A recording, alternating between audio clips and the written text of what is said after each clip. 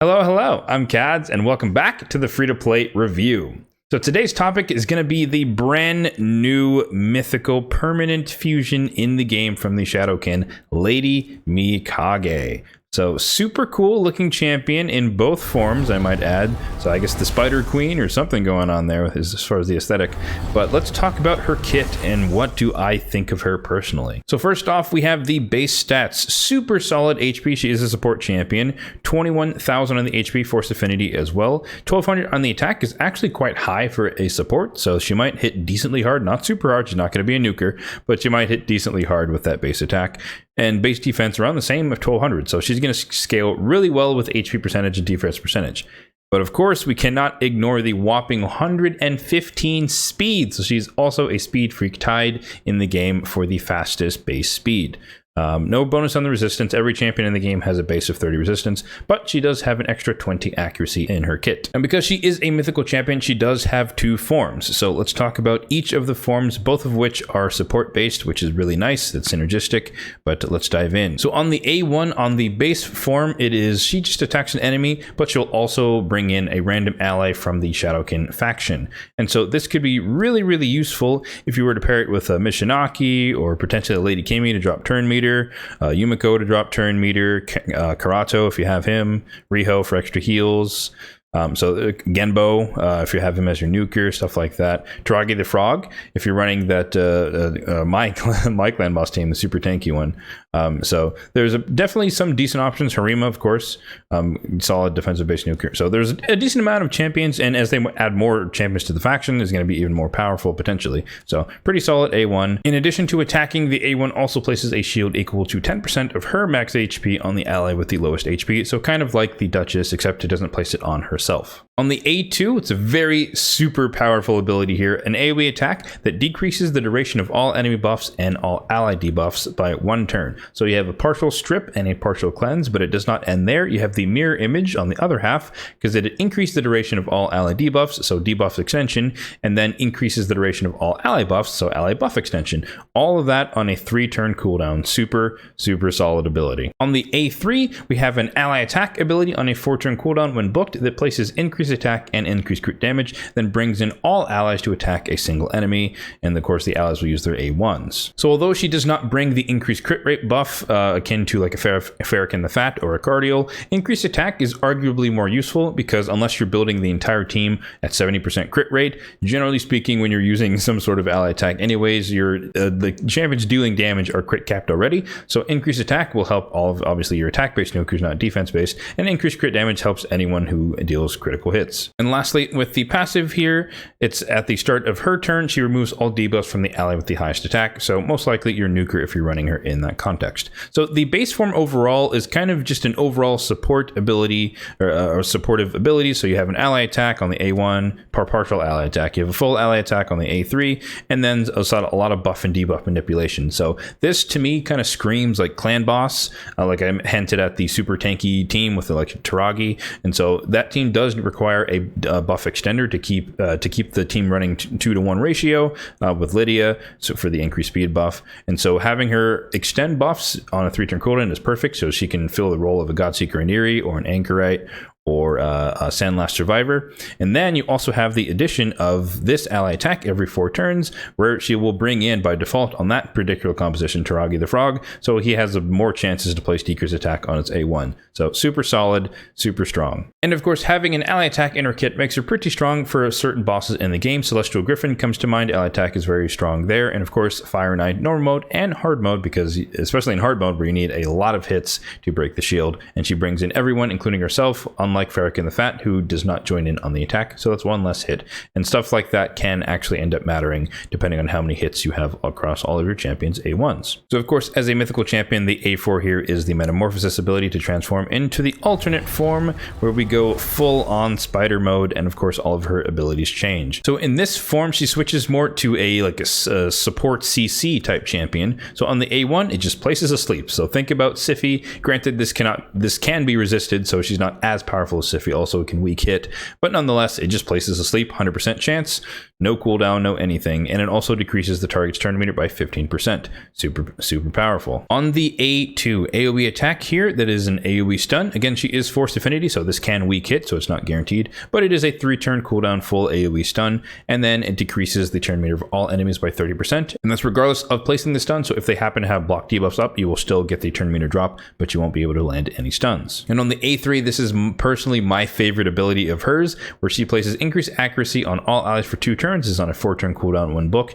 and then strips all buffs off all enemies and places a weaken debuff on them for 2 turns. So this move right here is just like Rhazin the Conjurer, except that you're giving yourself and your entire team increased accuracy, so she's more likely to strip all the debuffs off of the enemies and then place weaken. This is the perfect setup for a bomb champion, and up till now, Rhazin the Conjurer was the only one who could do this type of ability with a buff strip and a weaken to set up bomb champions, and you cannot get dupes of her because she is a Doom Tower champion. So I'm very, very happy to see this ability finally on some other champion in the game, so that I can have 2 ways to blow up all the stone skin going on in the game. And last but not least, the passive in the alternate form is that at the start of this champion's turn, she will decrease the turn meter of the enemy with the highest attack by 15%.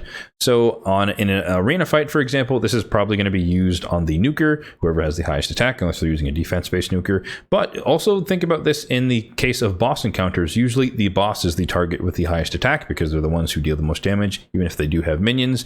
And so for any boss that is susceptible to turn meter depletion, all she has to do is take a turn and their turn meter will drop by 15%. So this could be great for Dark Fae, could be great for Fire Knight, could be good for normal mode Spider, stuff like that. So there are a lot of areas where just a passive free 15% turn meter drop just by taking a turn is extremely powerful against bosses and in the arena. So based on the community sentiment, I think most people put her in the A+ tier. I honestly think she's an S tier champion, but I guess I'm personally biased because I happen to be looking for an upgrade or a duplicate of a Rhazin the Conjurer, and she definitely provides that in the alternate form.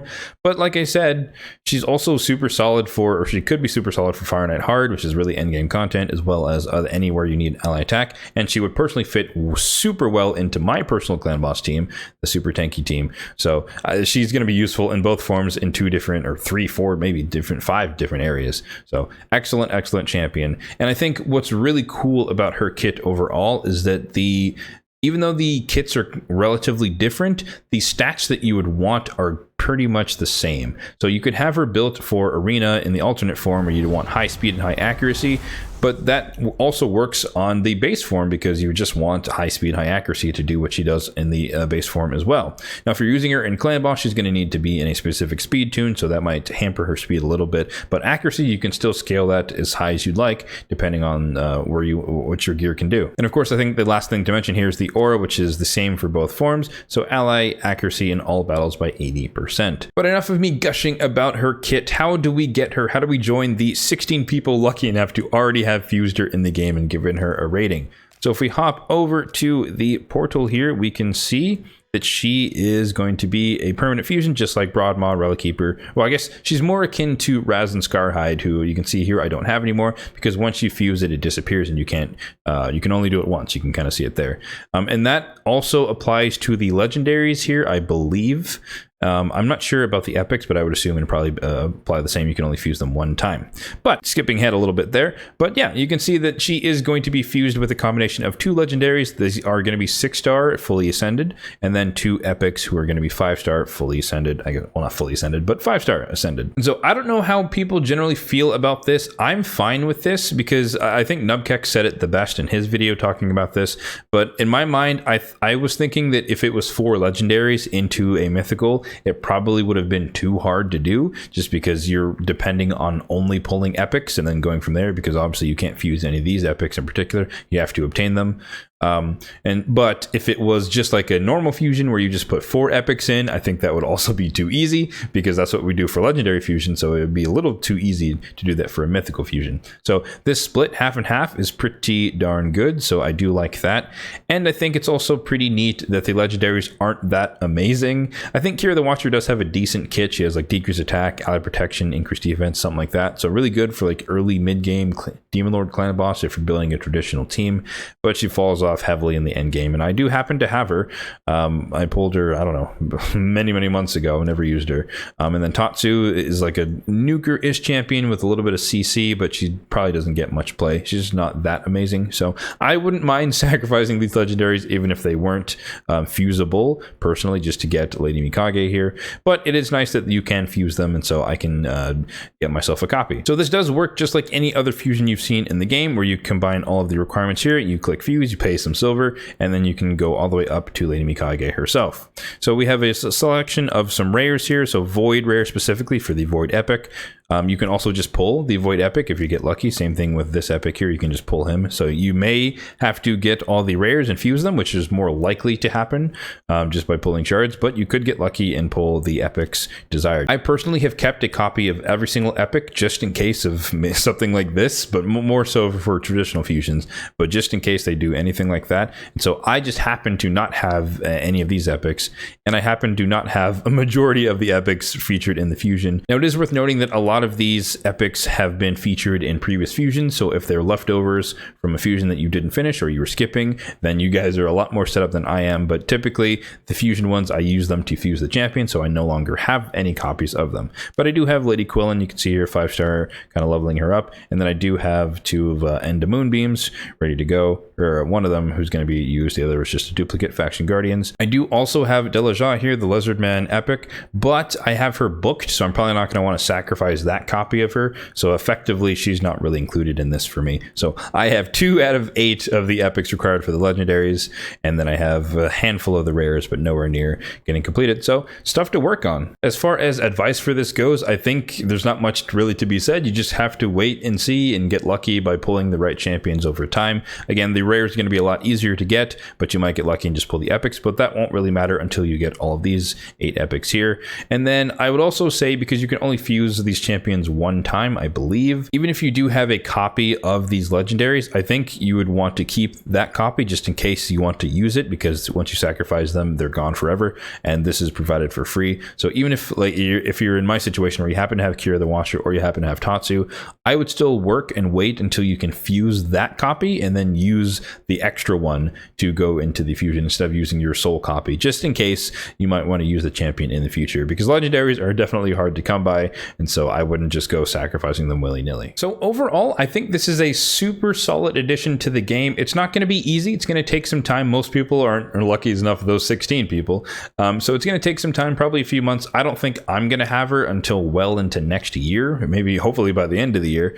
And also, I guess it's worth mentioning that mythical tomes are a thing. She doesn't really need a ton of them. I think she can work pretty well unbooked, and she only requires 10 books, which is relatively cheap in terms of book value, not necessarily cheap in terms of them being mythical, but she doesn't really need books for a lot of her abilities. I mean, it'll help her work more efficiently, but a lot of it's like damage, and she's not really a damage dealer, or ignoring resistance, which is helpful but not mandatory, because you're probably going to build her with high accuracy anyway for either of the forms. So yeah, I think this is a great implementation of this aspect. I love the champion. I like her kit. I like the synergy between both of the forms. You don't have to fight between builds and you only use one for one of the forms or something like that. I like this format. Having 2 legendaries and 2 epics, I think, is perfectly fair, and it's enough of a challenge that it's worth pursuing, but it's not too easy that it feels like a joke. You can get it on day 1. But let me know how you guys feel in the comment section down below. Am I overhyping this champion? Do you think she's not as good as I think? Do you like this format for fusing her? And are you closer or further away than I am to getting the lovely Lady Mikage? As always, if you found this video helpful, then be sure to hit that like button down below. And if you enjoyed the video, then be sure to subscribe to the channel for more content just like this one in the future. Thanks for watching, and have a good one.